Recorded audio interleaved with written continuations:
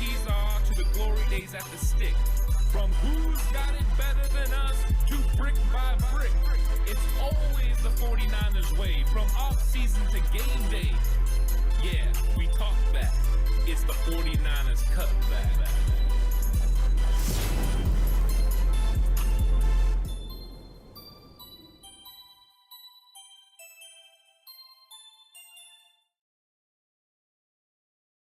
It's 49ers Cutback Podcast time. Welcome to the show. Hope everyone is having a good Thursday. And since it's Thursday, that means it's live Q&A. So if you have questions, start filling up the chat right now. It's going to be a lot of fun. I'm looking forward to interacting with everyone that's going to be coming through on chat. More news coming from 49ers, of course. Deebo Samuel not practicing again. Jennings not practicing again. But, there's a lot of good things that are coming from this. Hopefully they could get out there on Friday and be ready to go. But, the 49ers are moving in the right direction. Brad Jones says, thank God you're back, Ant. Need some sensible 49er talk after last week.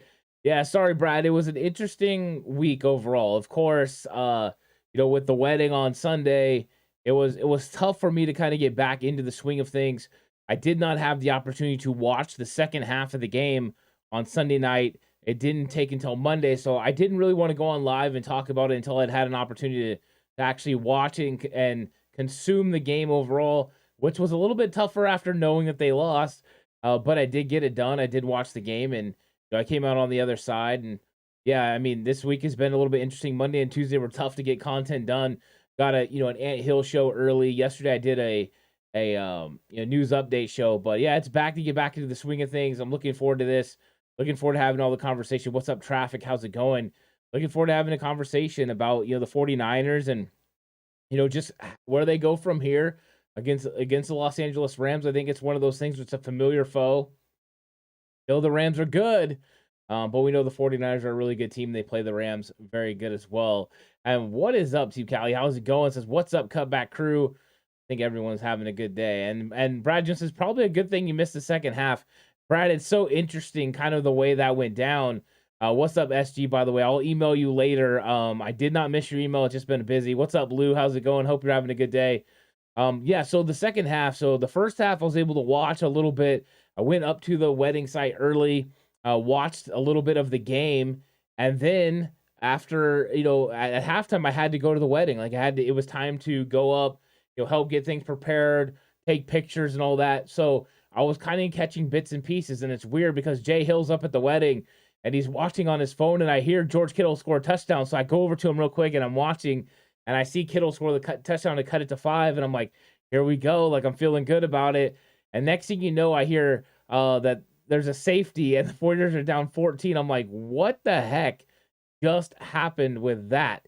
It's pretty ridiculous, but yeah, the second half wasn't fun to watch. It wasn't fun to break down. But in the end, that's what you do, right? That's part of the game.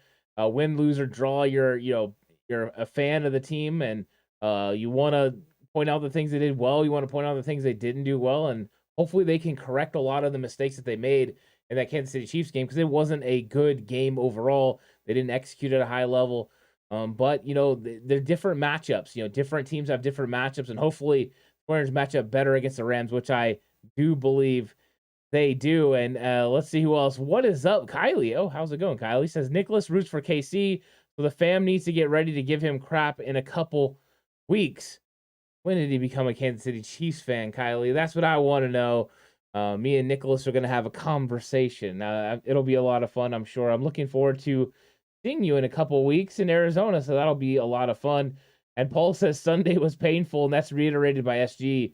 It was painful. It's one of those things where the 49ers got off to such a good start against the Kansas City Chiefs. The excitement surrounding Christian McCaffrey, I mean, that place was fired up. I know I was fired up. Buffalo Wild Wings, where I was, it was just, people were going crazy. They were excited about the game overall, and it was fun. It was a lot of fun watching with a bunch of 49er fans, and it was exciting. And then, they were started not being able to convert touchdowns, but kicking field goals. And when that happened, it's like, that's kind of when I started getting a little bit nervous. The Jimmy Garoppolo interception in the red zone in the first half, the end of the first half, what frustrated me. I was already mad at Jalen Moore. And then when I really got mad at Jimmy Garoppolo, here's the true story. I really got mad at Jimmy for throwing that pick because I was going to do an entire segment on why Jalen Moore's offsides penalty makes him the player of the game, because the punt goes and you get the drop and the fumble, and Jimmy Garoppolo had to go and not convert and ruin it for me. So thanks a lot, Jimmy. Lou says back to 100%. 2 weeks of COVID stinks. Ouch. I'm glad you're back, Lou. I'm glad you're back to 100%. COVID's no fun, and I'm glad you're able to, get out from under it and feeling better. That's good. Brad just says, were you mad at the safety? I wasn't down by 12. He was trying to extend players to get beaten. Trent Williams. To be honest with you, Lou, or Brad, at the time, I didn't see it. I only heard it. So I wasn't really aware of the situation and things as it happened in that instant. Like later on, I'm able to watch it and it has a different meaning. But when you're just listening and you can't physically see it and it just catches your ear, the first thing you think is, oh no, it's a safety. And so I think that was why I had that response compared to normal. Kylie says, sadly, when they played the Niners in the Super Bowl a couple years ago, he trolled me and then it stunk. Oh, yeah, I'm not enjoying this, Kylie. I'm not enjoying the fact that he's a Kansas City Chiefs fan. I'm not gonna lie. I don't know if you're gonna be able to get married now. I don't know if we can let this happen. Just kidding. Yeah, it'll be fun in games, I'm sure. 49ers Faithful says no Deebo. I hope Kyle doesn't run CMC into the ground. Is it for sure that there's no Deebo in the game, or is it consistently been no Deebo at the first 2 days of practice? If you stick to what they did last week with Charvarius Ward did not practice Wednesday, did not practice Thursday, but went through walkthroughs on Friday and then played in the game. That was the same thing, right? It was a tight hamstring, so maybe. But clarify for me if you can, if they did, however, put him out. I would be interested in that. Lou says, I hope Kyle unleashes McCaffrey this week. I think he's going to. I think Christian McCaffrey is going to be a big focal point of the game plan because he already gave the Rams problems a couple weeks ago.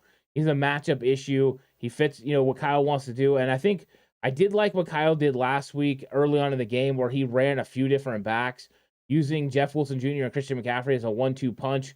I think having them in the backfield together at times could be fun as well, especially with the injury to Deebo Samuel and Kyle Juszczyk. Being able to use them will be important. And what's up, Freddie Mac Dre? How's it going? I hope you're having a good day.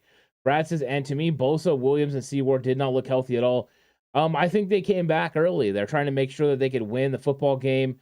I think Ward was very, wanted to play against his team, and I think they took advantage of him a little bit. They understood who he was and what his strengths are, and they went ahead and knew that he was going to try to stay on top of all of the routes, which he does. They threw back shoulder when he corrected, then they went over the top, and he wasn't healthy to run with them. So I think they did take advantage. I think you're right, Brad. I don't think those guys are 100%. I don't think they're going to be close to 100% until after the bye, but they're going out there competing, and this is a huge game. And Paul says, what about a watch party? Maybe BWW Elk Grove, anyone in? Yeah, I mean, if everyone wants to get together and watch a game, I'm sure that would be a lot of fun. Paul is talking about Buffalo Wild Wings and Elk Grove. That would be fun.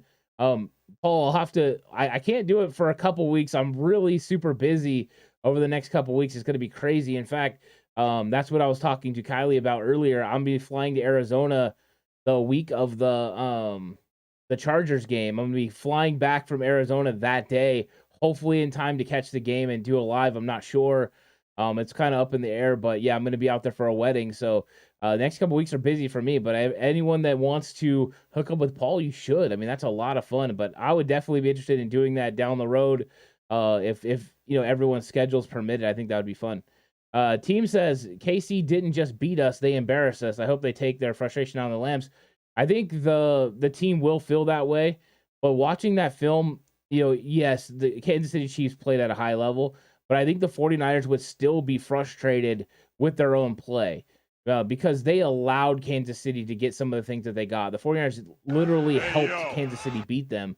You can't have those problems and those struggles. So I think that's something that the 49ers are going to have to consistently work on, and hopefully they can just get better and better and better. SG says, hi, Ant. I really love your YouTube channel, and you really know a lot about the 49ers, and I'll support you as much as I can, and you are the absolute OG. I appreciate that, SG. Thanks so much. Yeah, and I really appreciate you reaching out to me. Like I said, I'm gonna get to you on the email. I'm sorry about that game with the Chargers. I'm just afraid I'm not gonna be able to, be any good if I come on your live stream after traveling from Arizona and the whole hustle and bustle and just making sure that I get back in time. And I always want to make sure, I do the best I can for whoever I go on with. So, but we'll work it out for sure. We'll get it done. It's gonna be a busy next couple of weeks. But I'll get back to you with the email and we'll figure it out. And then Mr. Corey says, Ant, still think I pick on Mike McGlinchey? Yes, of course you still pick on Mike McGlinchey, Mr. Corey. Sometimes it's deserved and sometimes it's not. I think that, Mike McGlinchey struggled. He admitted so. I don't know how the calf was. This was the first game where he looked pretty bad. And what's up, SL? What's up, Mosquito? Killa, how you guys doing? And what's up, BV? I think McGlinchey's got to be play better, but I think the 49ers need to play in front of the sticks. And what I mean by that, to anyone that doesn't know, play in front of the sticks, is they need to be better on first and second down. If you're better on first and second down, it makes third downs a lot easier. When you have 3rd and 7 plus, that's difficult for players like Mike McGlinchey because they're not known for their traditional pass sets and kick sliding, being able to handle edge defenders really well from those traditional sets. Where he's really good is when you're able to move the pocket, and run slide protections and that sort of thing. So I think that anytime you start getting into those situations, it puts some players that Kyle Shanahan has drafted where he knows they're significant in the run game a little bit a little bit worse for wear when it comes to pass. And you saw that on display, holding penalties, negative plays, those things all play into it. And then eventually when you're forced to those 3rd and longs, you can't convert. And also the defense knows what to expect. I mean, if it's 3rd and 2, you think they're taking Chris Jones out and moving him over to the edge to rush against Mike McGlinchey? No, because then you can run up the middle. So I think that, getting ahead of the sticks is so important for this team, and that helps protect players like Mike McGlinchey. I mean, we can argue, should we have to protect our starting right tackle? That's an argument for another day, but we know what his weaknesses are, and it's the goal of the team to put the players in the best opportunities to be successful, and that's where McGlinchey can be successful, is run blocking and then also moving the pocket. BV says, do you see Shanahan drawing up plays, lining up both Deebo and Christian in the backfield? Absolutely. From the time that trade happened, that's the first thing I saw in my mind. I think there's going to be a lot of things that start with Deebo and Christian McCaffrey in the backfield. I think they can motion out. I think they can motion both of them out. I think they can, run little read option type plays with them in the backfield, especially with Trey. But even with Jimmy, they can give some of those looks, run some RPO off of it. It's going to be difficult, for defenses to locate them. And if they're in the backfield and you have, a personnel grouping that puts, the other team in nickel or dime, you're going to get some matchups that you probably like. And if you can find a way to get that into a base set, you're going to get Deebo and Christian McCaffrey lined up on linebackers. That's not good for the other team. Paul says, I agree. I don't believe we're a healthy team. Didn't look like it. I'm with you on that. 49ers Faithful says, Deebo not officially ruled out, but he had big problems with the hammy in the past years. You're right. He definitely has struggled with hamstrings. I think that's why I'm a little optimistic about Deebo. Most of the time when he had those hammies, he left the game. He would limp off. He would be done. And he was able to kind of play through this one. So I'm hoping it's more hamstring tightness and not so much a hamstring pull or strain like we've seen in the past. If it is, he could play. He'll have a bye week. He'll have, he could have 2 full weeks off if they really wanted to do that. So that would be where we're going. Lou says, when will our injured D-line and running back players be returning? We don't know about Eric Armstead. Kyle Shanahan said there's no timeline. They've said it was maybe the Rams. Now it's maybe the Chargers. I'm a little surprised they didn't put him on IR considering how long he's been out. But I don't know about Armstead. Kinlaw has a couple more weeks before he's going to be eligible to come back. And as far as Elijah Mitchell, he's supposed to be back, according to Kyle Shanahan, for the Chargers game. He said that was when the 8 weeks was up, and that was the target, and that Elijah Mitchell hadn't suffered any setbacks. So I think that's good. Kyle Juszczyk should also be back for that Chargers game. He had surgery, and with the bye week, it's going to help him be able to come back for the next game. Those are at least some good news for the 49ers. 49ers Faithful says, Rams getting Kareem Hunt next week. Thoughts? Oh, man, I hope they don't get Kareem Hunt. I think that would make them a lot better. They were definitely willing to pay a lot for Christian McCaffrey. Let's see what they're willing to give up for Kareem Hunt. But I mean, the thoughts of Hunt going for a third day pick, That's struggling. Yeah, I mean, that would definitely make them better. I think the good news is the 49ers won't have to play them. So if the 49ers get a win here, I don't really care what the Rams do at that point. I mean, do whatever you want. You're going to have to get a full game ahead of the 49ers to be able to win the division. So I think that, it's if it happens, it happens. I hope it doesn't. I don't really want to see any of the teams in the NFC West get stronger. And Kareem Hunt's a good football player. But if it does, at least it's happening after the 49ers already a play. Brad says, I 100% agree with you. And everything went right for the Chiefs and very little went right for the Niners. And the fact we were within 5 points in 13 minutes gives me hope. Yeah, I'm with you. I mean, that's the thing. They were there. They were at least competing. I mean, that's the one thing I can say about this team. It hasn't been for lack of desire, lack of competitiveness. They've been in there battling. And sometimes you start making mistakes and you work so hard to not make mistakes. You do too much. And it ends up being like quicksand. Anyone that's heard that conversation, the harder you fight against it, the worse you sink. And I think that's that started going on. Players started trying to make big plays. Same thing happened against Atlanta. Fred Warner guessed and missed on a play, and they got a big run. Hufanga blitzed off the edge, came a little bit different than we should have, and it turned into a big play. Sometimes you just try to do too much. You have to consistently just keep doing your job. I know you want to make a play, but playing out of position or doing too much can have a negative effect. So I think we've had a little bit of that happen over the last 2 weeks, and the 49ers just got to get back within themselves, do what they do well, and just keep competing. But you're right. At least they were playing close to one of the best teams in the league. But now you got to put it together for 4 quarters. You did it for 3. Can you put it together for 4? I think that's a bigger question. Even then, they were turning over the ball, making mistakes. Wasn't clean, but at least you could be optimistic about it. SL says, I've been saying for weeks, DeMeco Ryan has been outcoached by his adjustments all our 3 plays late. It could be. I think that, we've seen DeMeco Ryan's kind of fall into the problem of he had a certain defense that was working where his defense was able to play fast because of the players that he had. When you have an elite pass rush, it speeds up everything else for the offense, and it makes it easier for the defense. When also you lose Emmanuel Moseley. And Moseley was so significant because it allowed you to play, put those guys on an island when you need to, Charvarius Ward and Emmanuel Moseley, and allowed linebackers and safeties to play free. As soon as you lost Moseley, all of a sudden now you had to come up with more elaborate schemes to be able to help protect them at times, keep a safety over the top, maybe give a bracket coverage over here, go ahead and run a zone over that way. It just changed the way they play defense, and then you start getting more confused about what you're trying to do instead of being able to play fast and free and not having to think. And I think that's what we saw a little bit against the Chiefs game. That's how you get a wide open receiver in the middle of the field with no one around. I think that's what they need to figure out and work on. So, yeah, I mean, is it lack of adjustment? Probably some. And I also think it's, losing personnel starts changing the way you have to call defense. You're just not able to let these guys be as free and take as many chances as you would like. Loses, and I keep hearing about Kyle and Jimmy need to be on the same page and trust in him.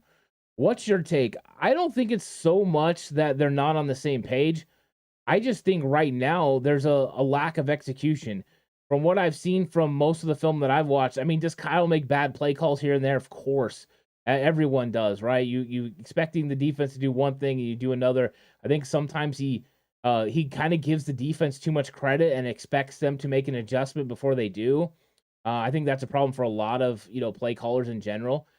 So I think that when it comes down to it, I think that, Kyle is doing the right thing. I think Jimmy executes some, but then the team needs to help Jimmy because Jimmy's not an elite quarterback that can overcome obstacles. The team needs to help him along the way. They can't have drops. They can't have turnovers. Those things need to be taken care of. So I think it's a lot about execution. It's a lot about just chemistry as far as offense, switching from a Trey Lance-inspired offense that was going to do different things than what Jimmy Garoppolo's offense does. Jimmy Garoppolo's offense is all about, expanding people horizontally with pass and with run and creating pass lanes that way. It's just a different way of going about it. And what's up, David Zamora says, new member, let's go 49ers. Enjoy your videos. Thanks so much, David. Welcome to the Cutback crew. Really enjoy having you here. So I think that's kind of where we're at. Freddie says, can't wait to see Deebo and CMC in the backfield. I can't either, right? The things that they're going to be able to come up with are going to be exciting. I think that was the part that got me over the initial shock of what they gave up for CMC was what we're going to be able to see from the offense with Christian McCaffrey. Because I started making this point in some of the videos. I'm sure you guys have started to hear it. Is watching a lot of these plays. I did a scouting report video over on Patreon. Is the run plays of Deebo Samuel haven't worked as well this year. And part of the reason is Deebo's vision hasn't been as good as it was last year. There have been opportunities for him to cut up field and have really significant runs. But then I started thinking and remembering, this is Deebo Samuel. He's a wide receiver who plays running back. Now we're going to have Christian McCaffrey running those same plays, and he's a running back who can play wide receiver. Difference in the way the running style, the vision, also the elusiveness on the second level. So it's going to be exciting to see these guys used. I'm really looking forward to it for sure. Mosquito Killer says, hey, Ant, do you think Trent Williams is really giving away plays? People are saying it in the run lines up on the line, but when the pass, he's back a little. If he is, it is his job to fix it. Now, early on in the year against Chicago, he had a tail with his foot. So he would give a little bit of a shake with his foot and let people know if it was a pass or a run. He quickly fixed that. Luckily, a defender from Chicago pointed it out, and he was able to correct that. If there are tells, there's coaches that are actually supposed to pay attention to all those things and figure it out. And Chris Forrester and Trent Williams need to figure it out. So if he has tells, the easiest way to change that is to make it so it's not always consistent, right? So if he's starting farther back on pass plays, sometimes start back and then make it be a run and then just take advantage of them that way. Keep them off balance. If you need that extra advantage to play a little bit farther back, then what you have to do is sometimes when it's time to run the football, you have to give them that look. So that way they can't guarantee that that's what the call is going to be. If it's every single time, then it's something. But I mean, I used to watch film all the time and find little keys to what people did, and it would give away, lots of things. So if they're finding that, they're going to take advantage of that too. Yeah, and that's what Mosquito said. I know he was also kicking his foot on pass plays too. You're right. 49ers said, any news on why Mason wasn't at the open part of practices? I have not heard that. I will keep my ear to the ground, and if I hear something about Mason, I'll make sure to get it up there for sure. So we'll see what happens. And Mosquito says, line from the replacements, LOL. I did like that. That movie was funny to me. I always enjoy the football movies. I just watched Remember the Titans a couple days ago. It just never gets old. It never gets old. 49ers says, Fred Warner needs a big game. He's not playing his best ball this season. Where Fred has been really good, has been in pass coverage for the first part of the season. The last couple weeks hasn't been there as much.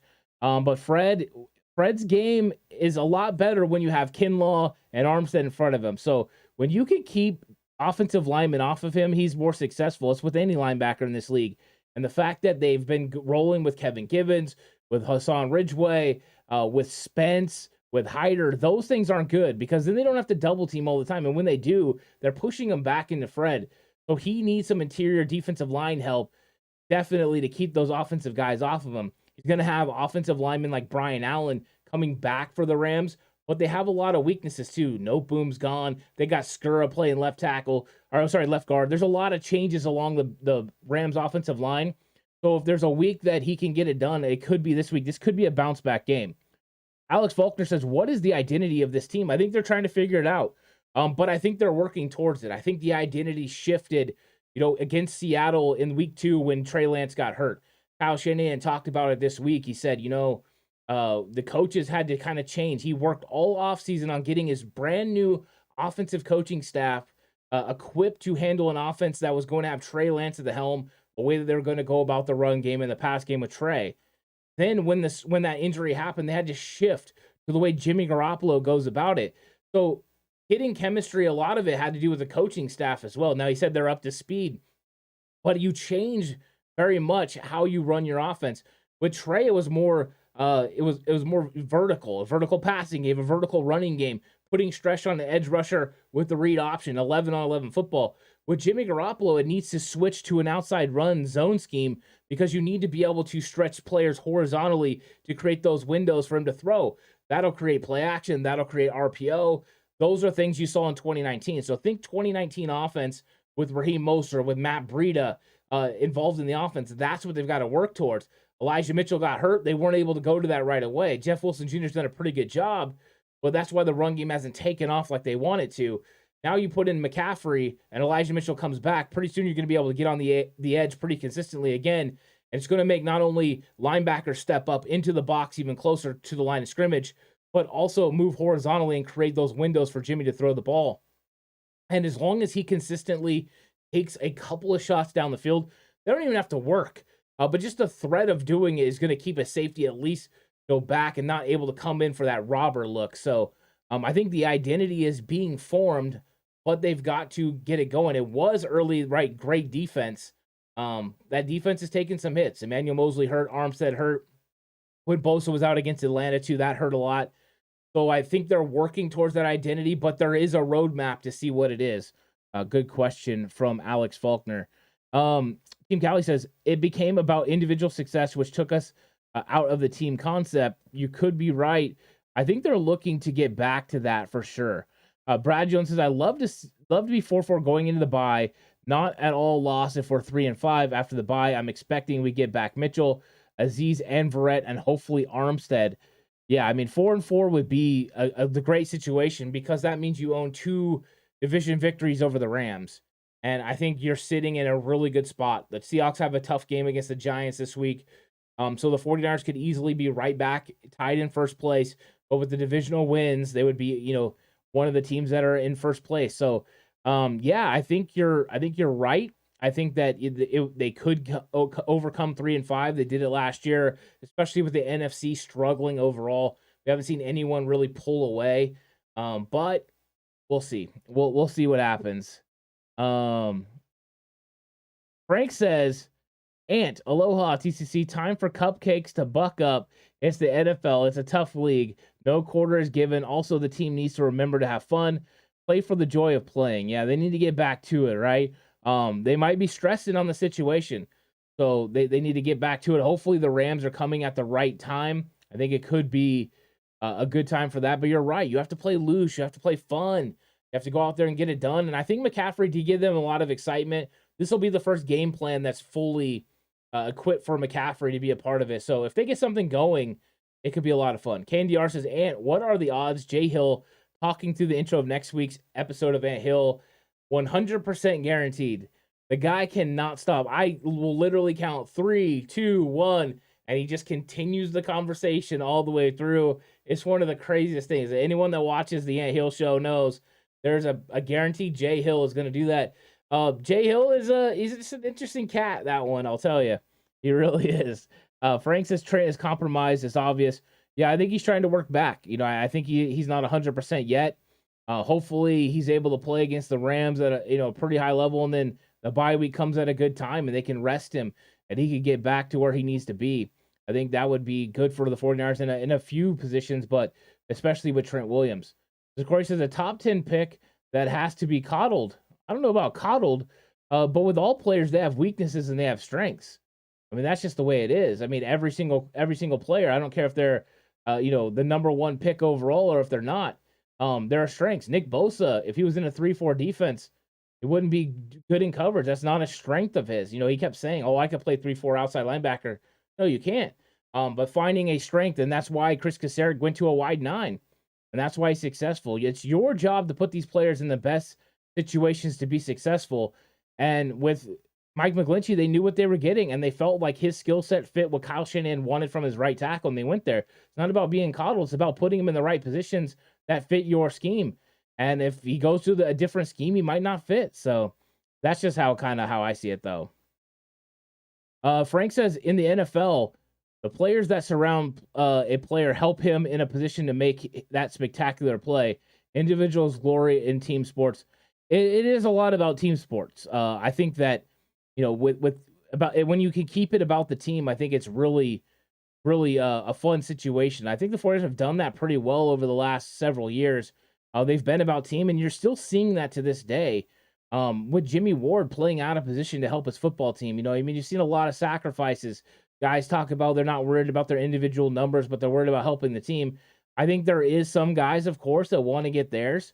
But I think that's just kind of the name of the game. What you're hoping is that they're going to put team first, and with the way guys block and stuff, that's how it should be and how they do it. Mr. Court says Jack Conklin is available in a trade.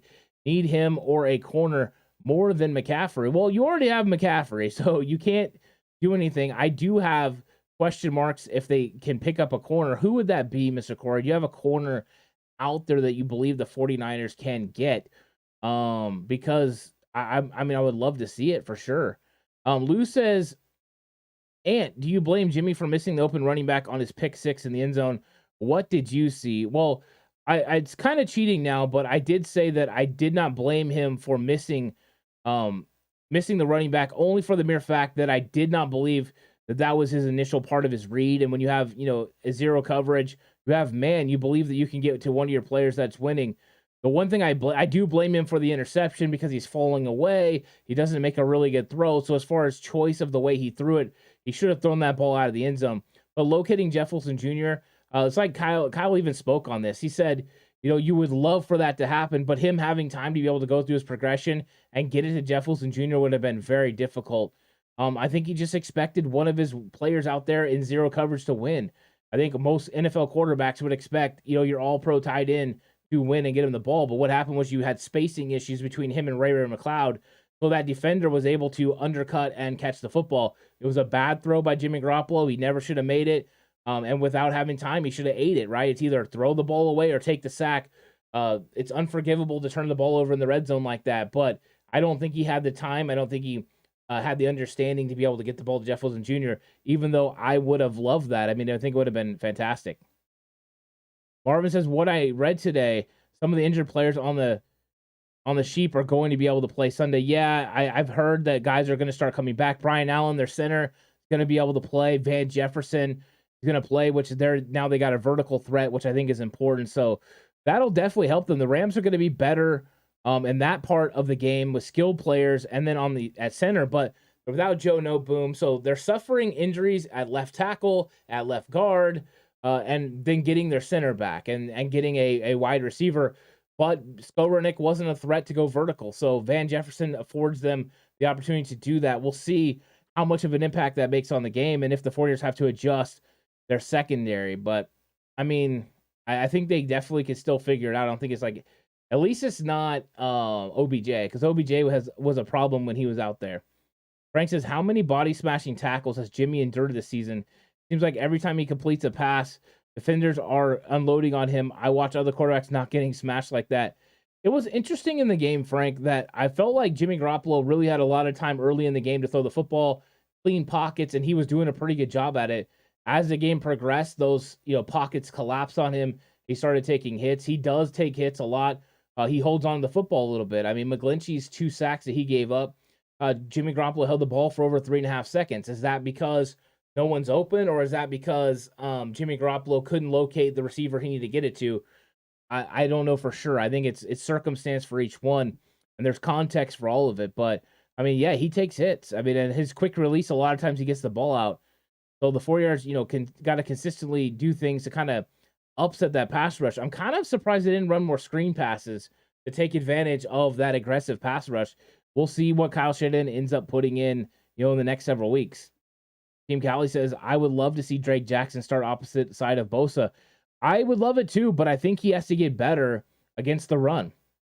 Right now, Drake Jackson is a pass rusher. And when he goes out there, his pass rush skills are pretty good. His speed is fantastic. He's able to, find these guys and get them down. I think 3rd and long situations would be good for the Niners. That means more opportunity for a NASCAR package that has Bosa, Ebukam, Charles Omenihu, and Drake Jackson. They'll be able to get after the quarterback, and they'll have enough speed to be able to match with some of these quicker quarterbacks in the league. But I don't think he plays good enough against the run, setting the edge to be able to start yet and be a base 4-3 down guy. It doesn't mean it's not going to happen sometime during this year or next year, but I think he's still developing that part of his game. Frank says, Dante Johnson, everybody needs a Johnson. LOL. Dante Johnson was a healthy scratch last week. Let's see what they do. Let's see if they play him this week. We'll see if Jimmy Ward plays the nickel. I know they talked to him about it, and he's kind of leading on that he's still going to play it, but we'll see. Marvin says, Jimmy has been harassed all day long. O-line did a poor job that day. And they put themselves in precarious situations, Marvin.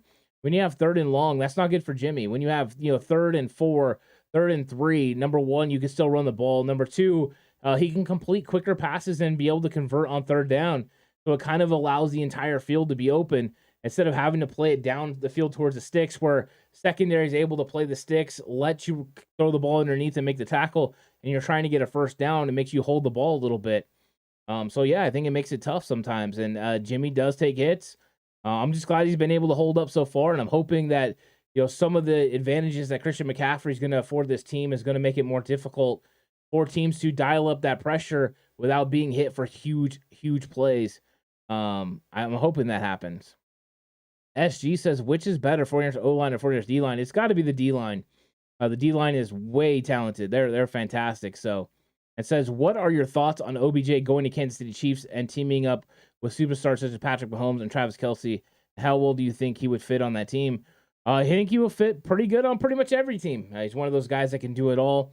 Of course, they made a trade today. They went out and got a young guy. So they're making moves. They were also calling about Brandon Cooks. Brandon Cooks has been in the mix. I remember during the offseason, I talked to Brandon Cooks and Green Bay being interested. Well, hello, Green Bay's back interested again. We'll see if Cooks gets moved. He just had the new deal during the offseason to stay in Houston. But we'll see if he gets moved. Mr. Corey says, D'Amico Ryans uses Fred Warner differently than Saleh. Warner hasn't been as dominant since Saleh left. Yeah, I think that's part of it. I think also remember that last year was week 9, game 9 that Armstead took over and went into the inside. And then everyone started talking about, Fred Warner is, playing back to his level. Yeah, well, he got defensive tackles that could keep offensive linemen off of him. And whenever they can occupy double teams, your linebackers flow free. And then they're able to make the plays and be able to flow freely. That's what you want. So a lot of it goes hand in hand. You need personnel. A good secondary makes your D-line better. A great D-line makes your secondary better. A great D-line makes it easier for linebackers. I mean, it all works hand in hand.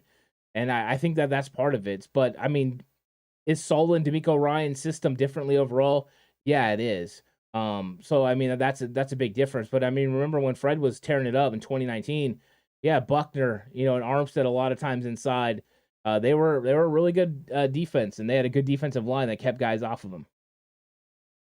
Mr. Corey says, Kyle's making excuses. Oh, they went 3-5 last season with familiar coaches. I don't think he's making excuses. I think you can look at it at that way. I think last year was last year and this year is this year. Circumstances play into it. So I don't think you can look at it in a vacuum like it was familiar coaches, so it's this way. I think it's legitimate. I think because they planned on, he taught all these young coaches a certain system and how he was going to run the offense. And then it changed because you got to switch at quarterback and you can't plan those things. You just got to roll with the punches. And it wasn't as simple as taking a guy that was like the other, right?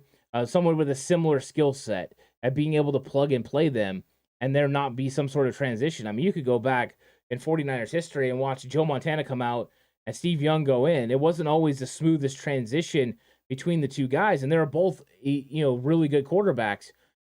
Just because that happens doesn't mean it's going to be a smooth transition.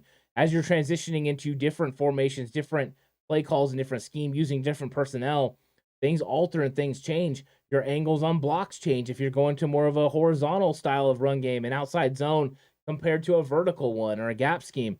All those things play into it, which means you got to coach up guys. Yeah, Chris Forster understands what's going on, and he's the one guy that's been the holdover is the offensive line, and that's why some of those guys have still played well. But in other positions, I mean, you have a new tight ends coach, you have a new wide receiver coach, new running back coach, and I know Anthony Lynn's very experienced, but you also have a new pass game coordinator, you have a new run game coordinator, a lot of changes. So I'm just thinking that they're going to continue to adjust and get better. Frank says Jimmy with no camp and training camp is better than Jimmy with 5 years in the shit hand system. You're not wrong. Lou says, great show as always. Thank you. Thank you so much, Lou, for coming through. Glad you're feeling better and always fun to have a conversation with you. But I am glad you're feeling a lot better. I was worried about you. Frank says, in the Atlanta game, I asserted that if they came out and ran on first and second down, they would lose. And in my opinion, analytics are a real part of the league, and that's Kyle's play progression is predictable. He's tried to throw it a little bit more on first and second down, but you're right. There has been some predictability once they get past the script. I thought that he did pretty good job against the Rams last time. I went back and watched that film, and I think that's something that once he figured out the Rams weren't going to adjust as rapidly, as quickly as he believed they would, And he slowed down, then he got back to what worked. Of course, it helps when you have players make big time plays like Deebo Samuel did, but yeah. So I think that you can potentially work through it and get it to work. But Team Cali says, I love your analysis, Coach. Yeah, you always look for the silver lining in a bad situation. Keep up the positivity, Coach. Thank you. I appreciate that so much. And thank you, SG says, I love your channel. I really appreciate everyone that comes through and enjoys. And yeah, I think you're always looking for an angle. I think that's part of the reason that from a coach like I was as a coach, it's like I was always trying to find a way to win. It wasn't enough to say we're not good enough, or we're just not a good football team. It was like, no, what we got to do to get better. You're always looking for a little space to be able to win, whatever. I think that's kind of my perspective. It's like, okay, we didn't play well here, but how can I scheme it up? How can I give this guy help? What can I do here to make it so you can, you can be successful? And I think that's what the 49ers coaches consistently try to do. And they have talent. It's just a little frustrating. They're not executing at a high level right now, but that was the same as last year. And then they were able to execute it. And Mr. Corey says, Gilmore. Are you talking about Stephon Gilmore? Is Stephon Gilmore going to be available for trade? I don't know if that is true. If that's true. If it is, what are you going to have to give up? But I love Stephon Gilmore. I always have. Frank says, F the record. Let's just kick the blank out of the Rams. It will feel great. It will. Everyone will feel really good going into the bye week if the 49ers beat the Rams. That's 100% accurate. And that's what they have to do. And I'm going to let Frank be the final word on this. Thanks, everyone, for coming through for the Q&A show. I really enjoyed it. A lot of fun. I hope you guys all have a really good weekend. And make sure you guys join me for the game reaction show. I know I missed last week. I will be back with it this week. We'll have a lot of fun. We'll have some good interaction. Hopefully, we'll be celebrating a 49ers win. If you haven't got the chance to check out the game preview show, check out that. It's available on the channel. There's going to be cover 2, the Madden simulation, what's good with Jay in the Bay coming out tomorrow, and then what's the game plan episode coming out on Saturday. Also over on Patreon, you can check out the scouting report video. So lots of good stuff out there. Thank you guys so much for coming through. Really, really appreciate everyone in chat. Love all the new names that we've had coming through as well. So have a good one, everyone. Stay safe, and remember, the right way is always the 49ers way.